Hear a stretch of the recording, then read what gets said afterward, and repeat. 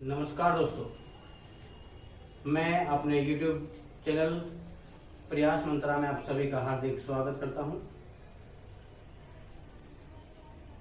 आज का जो विषय है वो ग्रामर यानी व्याकरण से संबंधित है और आज हम बहुत महत्वपूर्ण एक विषय उपसर्ग प्रत्यय ले रहे हैं।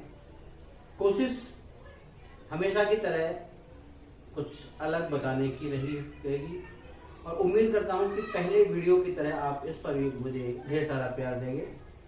चलिए स्टार्ट करते हैं आपका अपना आज का टॉपिक उपसर्ग। उपसर्ग जैसा कि समझ रहे हैं, मूल शब्द के आगे जुड़ने वाले शब्द उपसर्ग कहलाते हैं। देखिए ऐसे शब्दांश। अब सबसे पहला है कि ये शब्द है या शब्दांश, तो आप बताएंगे कि ये एक शब्दांश है। ठीक है, शब्द नहीं है, ये शब्दांश है जो किसी मूल शब्द के आगे जुड़ जाते हैं। जो शब्द से पूर्व यानी पहले जुड़ करके शब्द के अर्थ में परिवर्तन ला देते हैं और विशेषता उत्पन्न कर देते हैं, वो उपसर्ग कहलाते हैं। ये देखिए, अब कुछ एग्जाम्पल के माध्यम से समझाने की कोशिश की गई है। जैसे अब और गुण है, एक शब्द बना अवगुण, तो गुण जो है वो मूल शब्द है और जो अब है उसका उपसर्ग लगा है।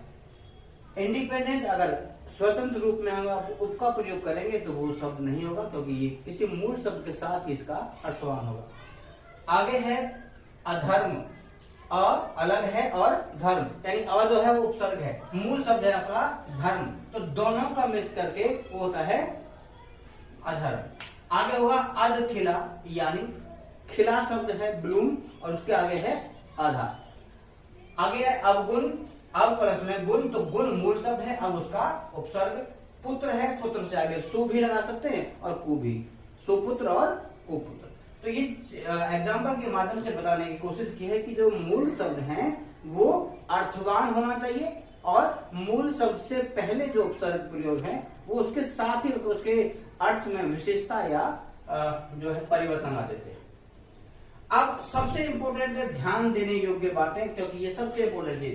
तो उपसर्ग जो है और प्रत्यय शब्द नहीं है, एक शब्दांश है, जैसा कि मैंने आपको बताया, जो शब्दों के साथ जुड़ करके उसके अर्थ में परिवर्तन तो ला देते हैं। जैसा कि ऊपर मैंने बता दिया आपको, उपसर्ग और प्रत्यय जो है वो शब्दों के साथ ही महत्व, उनका अगर हम शब्दों के साथ उसका प्रयोग करेंगे तो उनका महत्व है।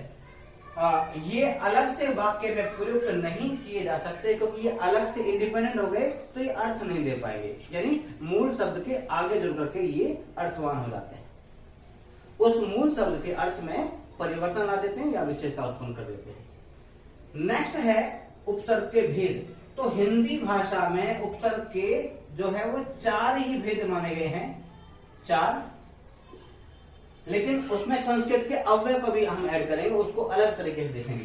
तो 4 भेद होते हैं। सबसे पहले संस्कृत के उपसर्ग, फिर आगे हिंदी के उपसर्ग, उर्दू के उपसर्ग, फिर अंग्रेजी भाषा के उपसर्ग, उर्दू या फारसी एक ही बात। उसके बाद में संस्कृत के अव्यय आएंगे जो संस्कृत के उपसर्ग में ही उसको प्रयोग किया जाता है। अब सबसे पहले हम व्याख्या से देखें उसको। संस्कृत के उपसर्ग, इनकी संख्या 21 मानी गई है, 21। ये इंपोर्टेंट है कि अगर ये पूछे कि हिंदी में जो संस्कृत के अव्यय हैं उनकी संख्या कितनी है, तो हमारा जवाब होगा 21, 21 होती है।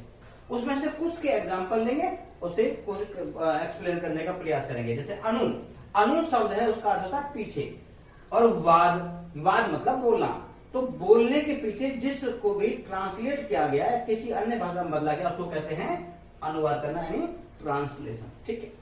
आगे अति मतलब बहुत है, अतिरिक्त, इसके अलावा, उसके अलावा होता है अतिरिक्त। आ होता है तक, जैसे मरण और तो मरण तक, हैंग टिल दैट, मरण अनशन भी होता है और जो उसके तो यहाँ कहेंगे मरण, मरण तक। देन नेक्स्ट है दूर।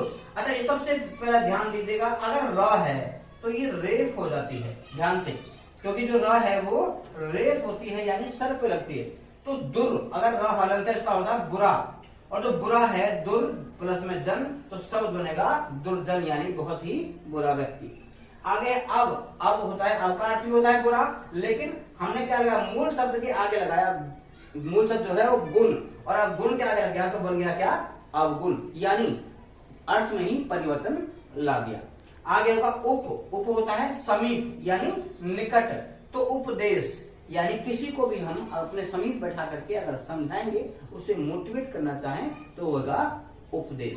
इसके बाद आता है हिंदी के उपसर्ग। तो इसके बाद इसका दूसरा पार्ट है हिंदी के उपसर्ग। हिंदी के इनकी संख्या जो हिंदी में 12 मानी गई है, 12। तो उसमें से कुछ एग्जांपल लेने का प्रयास करेंगे। अच्छा, इसका अर्थ होता है नहीं, मतलब नहीं हिंदी में। तो अज्ञान मतलब ज्ञान मूल शब्द है, उपसर्ग अज्ञान हुआ। ऐसे ही सफल मूल शब्द है, उपसर्ग, तो ये बन गया असफल।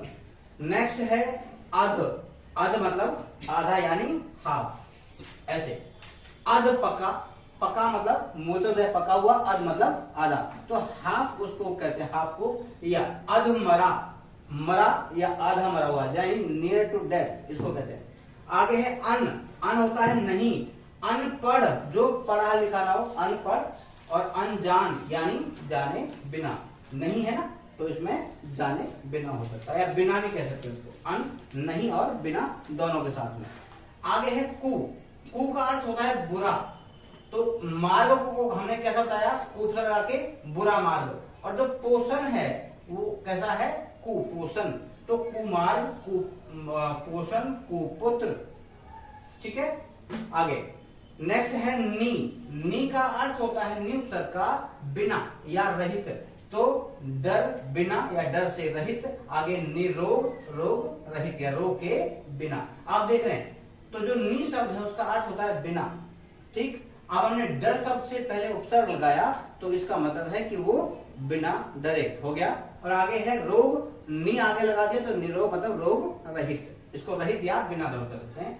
ऐसे है बिन बात के बिना या बात के रहित, और बिन चाहा यानी किसी को चाहना से रहित होना। तो ये थे आपके 6 जिसमें हमने हिंदी के उपसर्ग जो है। अच्छा, इसके साथ में सबसे इंपॉर्टेंट है कि जिस भाषा के आपने उपसर्ग का प्रयोग किया है उसी भाषा के मूल शब्द भी होने चाहिए। अतः दोनों का देखें तो हमने एक मूल शब्द जो हिंदी का लिया, उसी के साथ साथ में हमने उपसर्ग भी हिंदी का लिया। तीसरा पार्ट है हमारा उर्दू के उपसर्ग। हिंदी में इसकी संख्या मानी गई है 13 है। उसमें से कुछ को हमने एग्जाम्पल लेकर के समझाने की कोशिश की है। जैसे कम है, कम का अर्थ होता है और थोड़ा, या कम उम्र, या कम जोर, जिसमें जोर मतलब ताकत, कम मतलब आधी, ठीक है, थोड़ी। आगे है दर मतलब में, दर असल में होता है इसका अर्थ। दर किनार रहित यानी किसी से हम किनारा कर देना, उसको दर किनार करना कहते हैं। आगे है ना मतलब नहीं, ना खुश नहीं, ना उम्मीद नहीं। देखें आगे है बे का अर्थ होता है बिना, यानी रहम बिना, दर्द बिना। तो देखें इसके आगे है खुश, आगे है इसका अर्थ अच्छा, खुश किस्मत, यानी इसको इंग्लिश में कहते हैं लक्की। और दूसरा है खुशबू, यानी खुश प्लस में बू को कहते हैं, मतलब है इसका अर्थ होगा गंध, ठीक है। अगर बद लगा दिया तो बदबू, और खुश लगाया तो खुशबू, बू मतलब गंध। तो यहाँ आएगा खुशबू, खुश जो है वो उपसर्ग हो गया, बू मतलब मेन शब्द आपका मूल शब्द, तो दोनों को मिला के हमने लिखा खुशबू यानी अच्छी फ्रेग्रेंस। आगे ला मतलब बिना, जो उर्दू में इसका होता है बिना। ला इलाज यानी इलाज बिना, ऐसी कोई बीमारी इसका इलाज ना किया जा सके। आगे ला जवाब यानी जवाब रहित, यानी किसी को हम अगर तुलना कर दें तो हम कहेंगे कि भाई लाजवाब, मतलब ये है जिसकी हम तुलना करके कहें कि भाई ये बिना जवाब के हैं, इसका कोई जवाब नहीं है, सबसे अलग है, डिफरेंट। इसके प्रयोग में उर्दू में हम इसका प्रयोग करते हैं। आगे चौथा पार्ट है संस्कृत के अव्यय। इनकी संख्या संस्कृत के उपसर्ग को नहीं मानी गई है। आगे ऐसे अधि है, अधि को कहते हैं हम श्रेष्ठ यानी बड़ा, तो अधिपति, पति मतलब राजा मालिक है, और अधि यानी श्रेष्ठ, तो हम सबके मालिक जो राजा होता है इसे अधिपति यानी राजा को कहते हैं। आगे है अधिकारी, अधिकारी यानी सरकार का जो अधिकारी, जो व्यक्ति जो हम पर के करता है तो उसको श्रेष्ठ व्यक्ति को अधिकारी कहते हैं। आगे है अधः। अधः मतलब नीचे, अधः पतन, अधोपतन होता है, और अधोमुख यानी संधि न करते हैं तो ये अधोमुख हो जाएगा। आगे अव है। अव का होता है बुरा भी कहते हैं उसको, हीन भी कहा जाता है। तो अवशेष और अवतरण दोनों शब्दों में हमने अव उपसर्ग का प्रयोग किया। आगे है उप मतलब नियर या नजदीक। उपवन, देखो अब दोनों मिले तो शब्द नया बन गया। उपवन मतलब बगीचा, ठीक है, वन के नजदीक। आगे उपदेश, देश के नजदीक उपदेश होता है। यानी हम किसी को अपने सामने बैठा करके अगर हम उसे समझाने का प्रयास करें तो हम उसे उपदेश कहेंगे। आगे 5वां पार्ट होता है अंग्रेजी के उपसर्ग। तो हिंदी में इनकी संख्या 9 मानी गई है, 9 संख्या है। तो जैसे चीफ होता है, इंग्लिश का होता है चीफ शब्द, तो आपने चीफ मिनिस्टर, चीफ मैनेजर की बात की होगी, यानी चीफ मिनिस्टर भी हो गया, चीफ मैनेजर भी हो गया। आगे है जनरल, इसको कहते हैं हिंदी में, इसका अर्थ होता है प्रधान, तो जनरल मैनेजर और जनरल सेक्रेटरी भी होता है। आगे वाइस होता है सहायक यानी डिप्टी, वाइस कैप्टन एक होता है कैप्टन, एक होता है डिप्टी वाइस कैप्टन। नीचे होता है सब मतलब नीचे, सब इंस्पेक्टर, सब इंचार्ज। ठीक, तो ये जितने भी शब्द देख रहे हैं आप, मूल शब्द भी हमने लिया तो अंग्रेजी का, और उसका आगे उपसर्ग भी लिया अंग्रेजी का। तो ये था हमारा आज का लेक्चर उपसर्ग। उम्मीद करता हूं कि आपको पसंद आया होगा, और अगर आपको मेरा ये पसंद आया तो तुरंत इसे सब्सक्राइब करिए, शेयर करें और कमेंट करना ना भूलें। मिलते हैं जल्दी एक नई वीडियो के साथ, तब तक के लिए नमस्कार।